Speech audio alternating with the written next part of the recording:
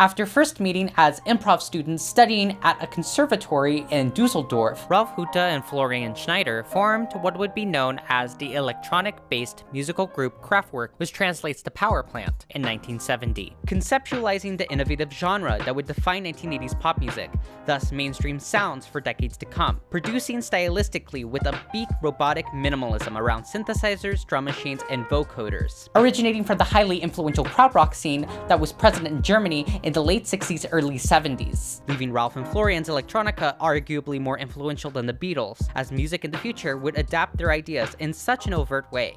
From Depeche Mode, Visage, Gary Newman, Soft Cell, Joy Division, Bjork, David Bowie, so on and so forth. They caused a ripple effect that would directly influence the livelihood of electronic music and how we think of it today. From Autobahn to TransEurope Express, Kraftwerk portrayed a way synths could be utilized in an accessible manner. True innovators, as nobody had arranged these instruments likewise before. By the dawn of the 70s, the possibilities of what the synthesizer could achieve musically was starting to become more accessible for bands to explore. America's first introduction to these new atmospheres was thanks to composers as Wendy Carlos and BB and Louis Barron, with the Barrons writing music for the 1956 film Forbidden Planet, and Wendy recording the popular classical electronic hybrid record in 1968, Switched on Bach, and for films as Stanley Kubrick's 1972 film A Clockwork Orange.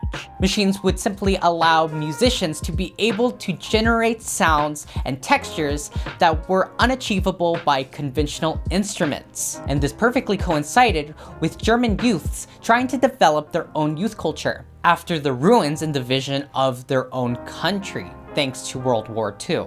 As American teens basked in the flower power of the late 1960s pop music, the groups in Germany were merely copies of this, resulting in there not being any real innovation in their attempts to emulate UK and American genres, where they would be known for being advanced instead started in the form of free jazz and evolving into what would be referred to as krautrock, with groups as Embryo, Faust, Tangerine Dream, Neu, Amandul, and Can all deriving from this movement, with Ralf and Florian even performing alongside Can and Neu's members in the early stages of their career. Although Popol Vuh would be known for being the first acknowledged krautrock band to use this heavy electronic element. It was Kraftwerk's ideas with minimalism, the avant-garde, and the newly blossoming poppy electronica that made them differentiate from the artists that were around them. They were going against what was being proclaimed as this soulless instrument. Today, we're used to the driving sound of electronic dance music,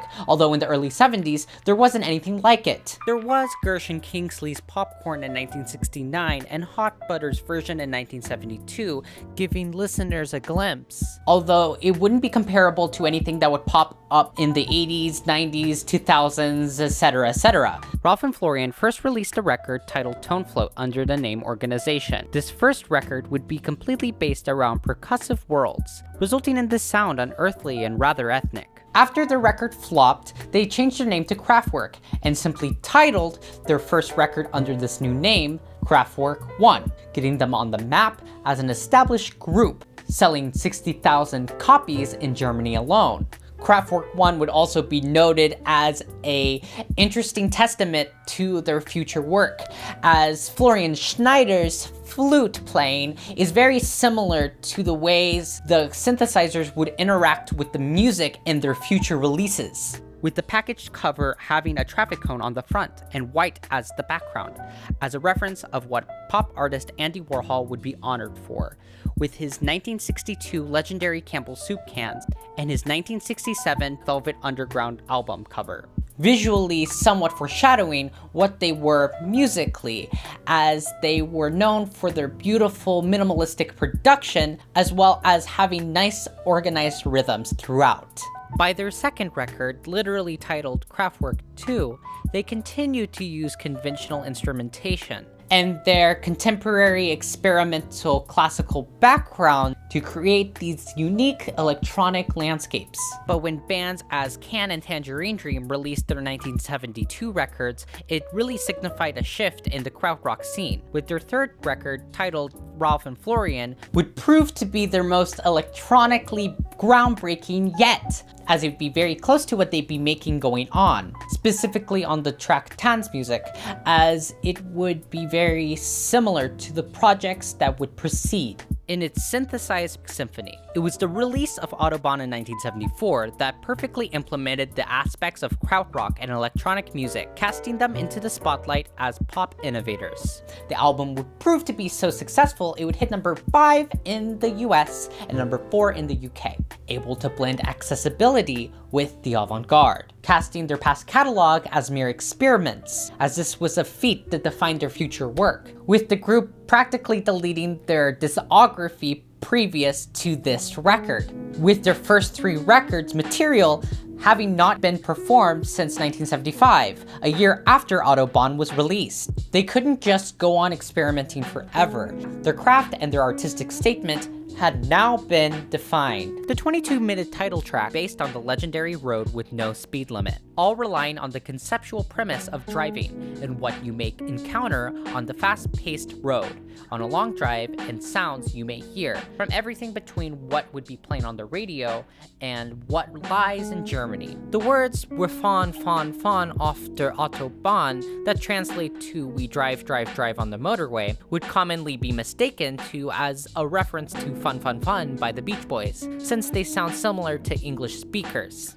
Now they were making electronic music that would accurately foresee where this genre would play in mainstream music today, even with this record utilizing some conventional instrumentation, with the use of flute, piano, violin, and guitar being present, along with the heavy electronic instrumentation, with a micro Moog, vocoders, EMS Synthi AKS, ARP Odyssey, and a Farfisa professional piano, along with their famously made electronic drums.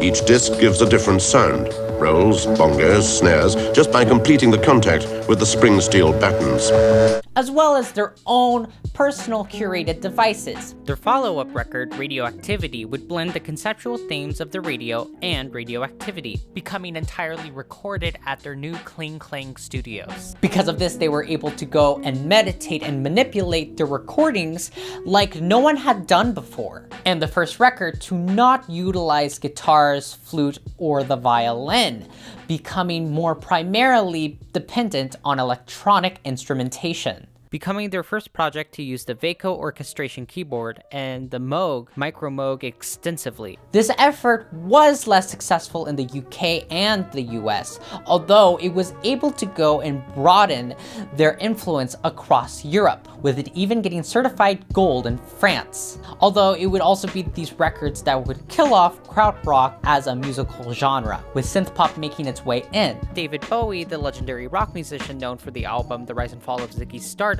and his singles as Under Pressure and Let's Dance, a fan of the record, inquiring if they could open for him during his Station to Station tour, although Kraftwerk declined the offer. Even so, it would be during the production of Kraftwerk's next record, to shy away from his White Duke era and get away from Los Angeles, Bowie would move to West Berlin, becoming roommates with Iggy Pop, hopefully to clean up his act and quit cocaine.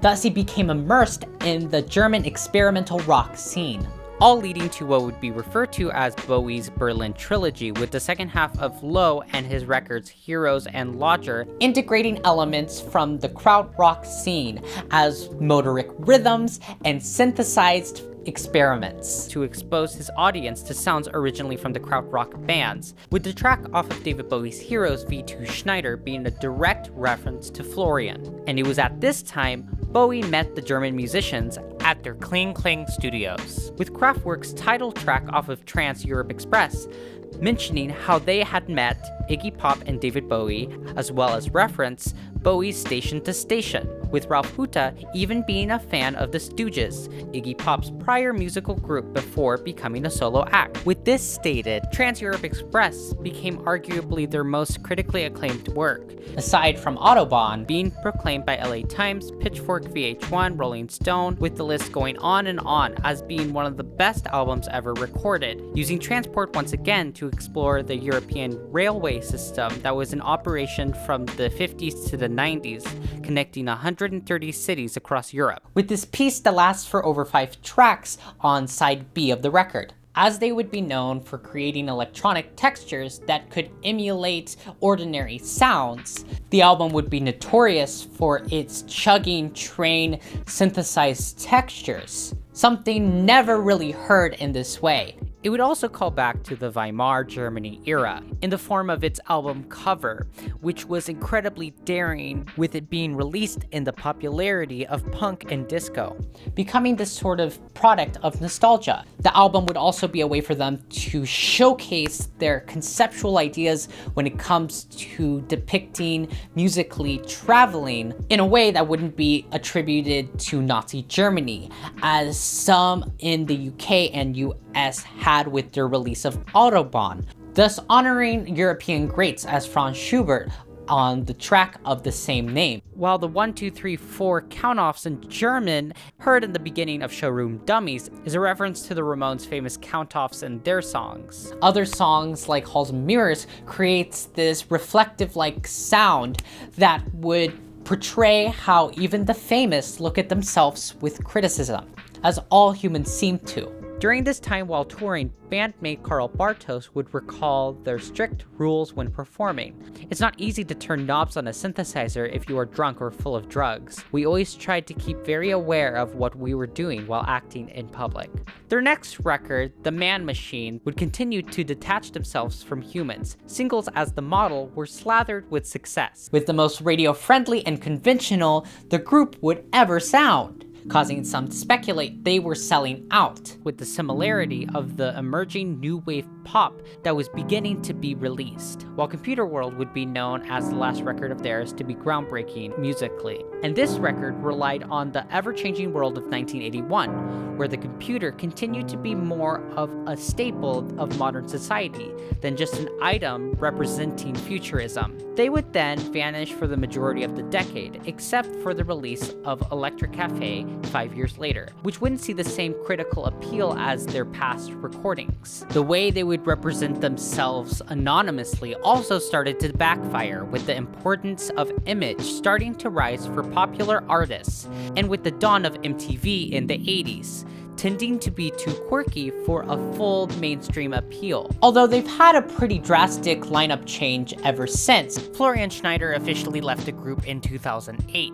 With Ralf continuing to tour with the group. With knowing how revolutionary they were, it's quite humorous that in 1974, when Autobahn was released, people believed this electronica was a fad, unable to see its true potential when this was far from the truth. Kraftwerk's music would prove to be so highly influential in the decades to come, with it even starting to be played at bars where people could dance due to the lengthy runtimes of the tracks. As there was a decline of disco in the clubs, forms of synth pop would become its replacement. Utilizing rhythmic pulses first coined by Kraftwerk, Planet Rock by Afrika Bambaataa would use samples from TransEurope Express and the rhythms from Computer World's Numbers to create this funky rap hit. New Order would also sample the choral effect of uranium from Radioactivity with their hit Blue Monday.